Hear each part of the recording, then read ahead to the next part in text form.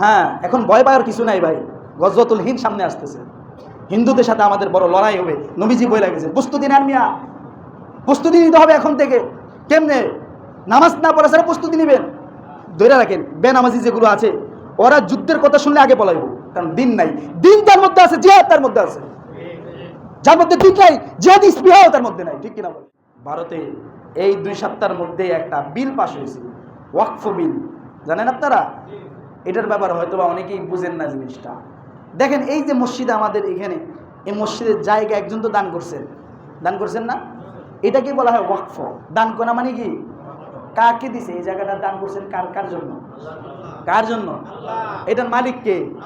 আল্লাহ না? কথার কথা, এই জায়গার দাতা যদি 2 দিন পর আইসা বলে যে এখানে আমি এখন বাড়ি করব, তাহলে কি এই অধিকার ওনার আছে?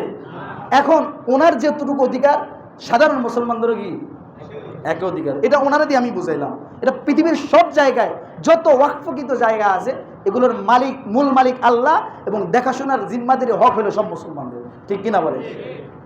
ঠিক ভারতের মধ্যে যত জায়গা আছে, এই জায়গাগুলোর মধ্যে 1 নম্বর সবচেয়ে বেশি জায়গা হলো ভারতের রেলওয়ের কর্তৃপক্ষ, রেলের জায়গা। 2 নম্বর হলো সেনাবাহিনীদের জায়গা। 3 নম্বর হলো মুসলমানদের ওয়াকফ জায়গা। 3 নম্বর কি? মুসলমানদের বিশাল সম্পদ। এই হিন্দু, হ্যাঁ, এখন ভয় পাওয়ার কিছু নাই ভাই। গজওয়াতুল হিন্দ সামনে আসতেছে, হিন্দুদের সাথে আমাদের বড় লড়াই হবে। নবীজি বলে গেছে প্রস্তুতি নেন মিয়া, প্রস্তুতি নিতে হবে এখন থেকে। কেমনে? নামাজ না পড়া ছাড়া প্রস্তুতি নেবেন। ধরে রাখেন, বেনামাজি যেগুলো আছে ওরা যুদ্ধের কথা শুনলে আগে পলাইব, কারণ দিন নাই। দিন যার মধ্যে আছে, জিহাদ তার মধ্যে আছে। যার মধ্যে দিন নাই, জিহাদি স্পৃহাও তার মধ্যে নাই। ঠিক কিনা বলে? ভারতের মধ্যে সবচেয়ে উগ্রবাদী সন্ত্রাসী দলের নাম বিজেপি। উগ্রবাদী সন্ত্রাসী দলের নাম কি? আমি মনে করি ওরা 2য়তম সন্ত্রাসী দল। 1 নম্বর সন্ত্রাসী দল হলো ইসরায়েল আর আমেরিকা, 2য়তম সন্ত্রাসী দলের নাম হলো বিজেপি, ভারতের রাজনৈতিক দল বিজেপি। ঠিক কিনা বলেন? উত্তরপ্রদেশের ঘটনা এই 2-3 দিন যাবত আমি দেখলাম অনলাইনে। উত্তরপ্রদেশে একজন মুসলমান পাইতেছে, ওদেরকে নির্যাতন করতেছে। মুসলিম মারা যারা ঘর থেকে বের হচ্ছে পর্দা করে, এদের পর্দাগুলো ছিনিয়ে, এই হায়ান না, পর্দাগুলো ছিনিয়ে নিয়ে যাইতেছে, বোরকা খুলে ফেলতেছে, নির্যাতন করতেছে। এই জুমার আগেও আমি দেখে আসলাম, লাইভে দেখলাম, এক মসজিদ থেকে জুমার দিন মসজিদ থেকে একজন বের করতেছে, আর পুলিশ এবং এই সন্ত্রাসীরা মিলে তাদেরকে পিটাইতেছে। নাউজুবিল্লাহ বলেন। এরপরেও কি এই পাখার নিচে বসে বাতাস খামো আমরা? যদি খাই, এই দশা আমাদেরও হবে। মানে এই দশা আমাদের অতি তাড়াতাড়ি হবে। মোহতারাম হাজিরিন, এজন্য আমাদেরকেও গর্জে ওঠা দরকার। 1 নম্বর আমাদের করণীয়, যা গেছে, এখন থেকে পরিপূর্ণ দিনের মধ্যে প্রবেশ করা। ঠিক কিনা বলেন? এখন থেকে নিজেদের মধ্যে হানাহানি আর মারামারি বাদ দিয়া আমাদের একমাত্র শত্রু কাফের মুশরিক, ওদেরকেই শত্রু মনে করা। ঠিক কিনা বলেন? ওদেরকেই শত্রু মনে করা। আমরা তো এখন আমাদের পরস্পর লাগাই দিছি, একজনের মধ্যে ওই দল সেই দল। হ্যাঁ, ইসলামিক দলের মধ্যে অভাব নাই, একজনের শত্রু না। মত যার হইতে পারে, বুকে হাত বাঁধলো না, হাত ছাড়লো না, নাভির নিচে বাঁধলো, এটা আমাদের এখন দেখার বিষয়। নামাজ তো বলে মুসলমান তো। ঠিক কিনা বলে? মতের জায়গায় রাইখা, দলের জায়গায় রাইখা, এক কালিমার অধীনে আমাদেরকে এখন এক হওয়া লাগবে। ঠিক কিনা বলে? এক কালিমার অধীনে এক হইয়া, এক নেতৃত্বে আমাদের পৃথিবীর সকল মুশরিকদের বিরুদ্ধে লড়াই করতে হবে। ঠিক কিনা বলেন? মোহতারাম হাজিরিন, এজন্য আমাদের সোচ্চার হইতে হবে। দিনের পথে আমাদের আরো বেশি করে সময় দিতে হবে। নামাজ আর কেউ যেন মিস না দিই। ও ভাই, গুনাহ থেকে বিরত হই, না হলে আমাদের উপর অতি তাড়াতাড়ি অন্যান্য দেশের মতো জুলুম শুরু হবে।